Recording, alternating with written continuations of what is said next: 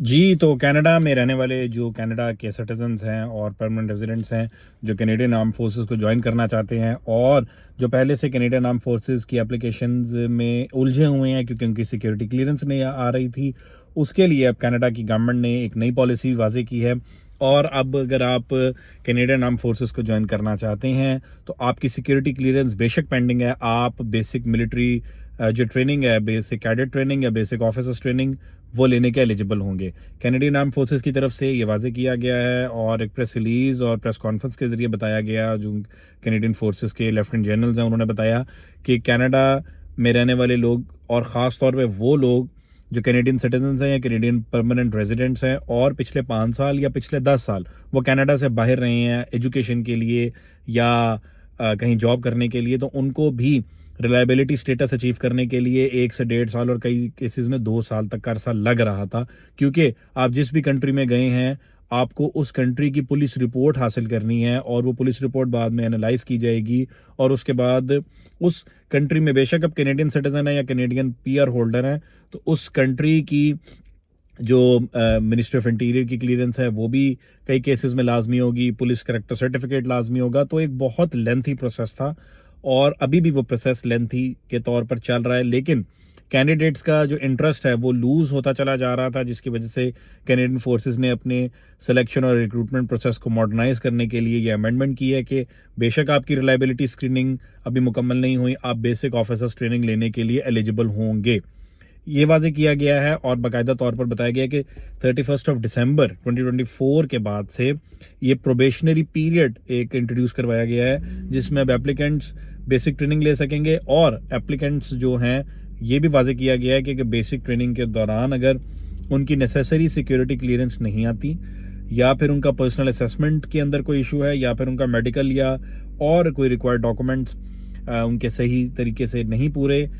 तो भी उनकी जो ट्रेनिंग के दौरान या ट्रेनिंग के बाद उनको फौज से रिलीव कर दिया जाएगा और उनका अगला प्रोसेस नहीं होगा। लेकिन वो ट्रेनिंग क्योंकि ऑलरेडी एनरोल्ड होंगे, तो अपनी ट्रेनिंग को मुकम्मल कर सकते हैं। इसके अलावा ये भी बताया गया है जो कैनेडियन फोर्सेस की जो रिक्रूटमेंट थी, आप जो कनाडा के सिटीजन्स हैं, वो इस चीज़ को जानते हैं कि कोई भी फोर्सेस को ज्वाइन करना चाहता था बतौर कैडेट, बतौर कमीशन्ड ऑफिसर या बतौर नॉन कमीशन्ड स्टाफ। कमीशन्ड और नॉन कमीशन्ड स्टाफ में जो समझे आप रिजर्व फोर्स है, उसमें यही फ़र्क है कि एक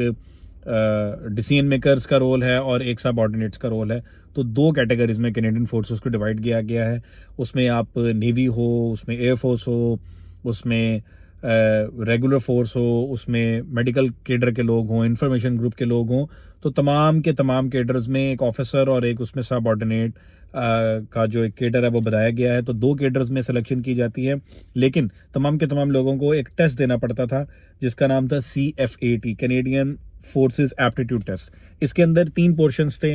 एक एनालिटिकल पोर्शन था, एक मैथमेटिक्स पोर्शन था और तीसरा जो फोर्सेस के टेस्ट के दरमियान पूछा जाता था वो जनरल नॉलेज के सवालात थे। तो आपको वो पहले 50 मिनट का टेस्ट देना पड़ता था, उसको उसमें स्कोरिंग करनी पड़ती थी, एटलीस्ट 33 मार्क्स लेना लाजमी थे। उसमें भी कई लोग फेल हो जाते थे और गो थ्रू नहीं कर पाते थे। तो इस जो टेस्टिंग सिस्टम है, उसको भी अब रिप्लेस कर दिया गया है और अब जो नया क्राइटेरिया बनाया गया है उसको SEAF या स्कोर्ड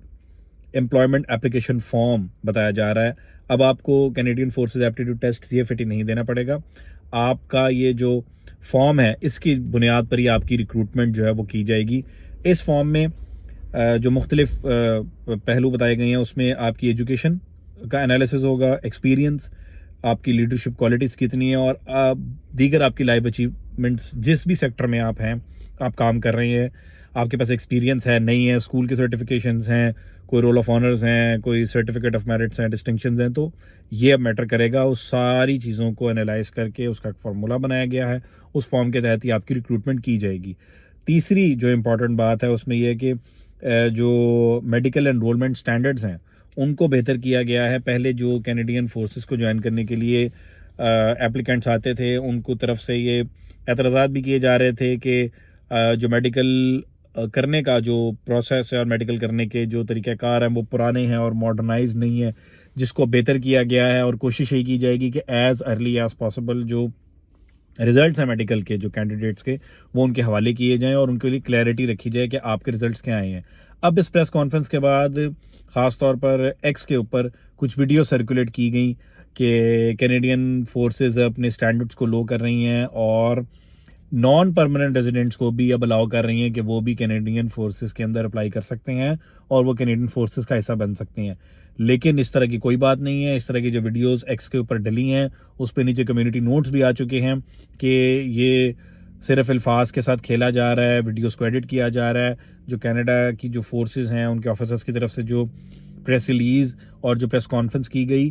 किसी जगह इसका जिक्र नहीं है कि नॉन परमानेंट रेजिडेंट्स को भी कैनेडियन फोर्सेस का हिस्सा बनाया जाएगा। ऐसी बिल्कुल बात नहीं है। ये सिर्फ और सिर्फ लोगों को गुमराह किया जा रहा है और क्लैरिटी की गई है कि सिर्फ और सिर्फ रिक्रूटमेंट प्रोसेस को मॉडर्नाइज किया गया है, स्टैंडर्ड्स को लो नहीं किया गया। स्टैंडर्ड्स अपने मुताबिक ही चलेंगे जिस तरह पहले चल रहे थे, लेकिन इसको स्पीड अप करने के लिए इस पूरे सिलेक्शन प्रोसेस को ये बेसिक ट्रेनिंग एलिजिबल कर दिया है। बेशक आपकी रिलायबिलिटी स्क्रीनिंग अभी पेंडिंग में है और आपका जो एप्टीट्यूड टेस्ट है CFAT का वो हटा दिया गया है। तो बाकी नॉन परमानेंट रेजिडेंट्स अभी भी इनएलिजिबल हैं कनाडा की फोर्सेस को ज्वाइन करने के लिए। बेसिकली तो कैनेडियन सिटीजनशिप ज़रूरी है, लेकिन कुछ केसेस में परमानेंट रेजिडेंट्स को भी अलाउ किया जाता है कि वो कैनेडियन फोर्सेस को ज्वाइन कर सकें। जबकि इस प्रोसेस के बाद जो ऑलरेडी एप्लीकेंट्स हैं या मजीद आने वाले एप्लीकेंट्स हैं,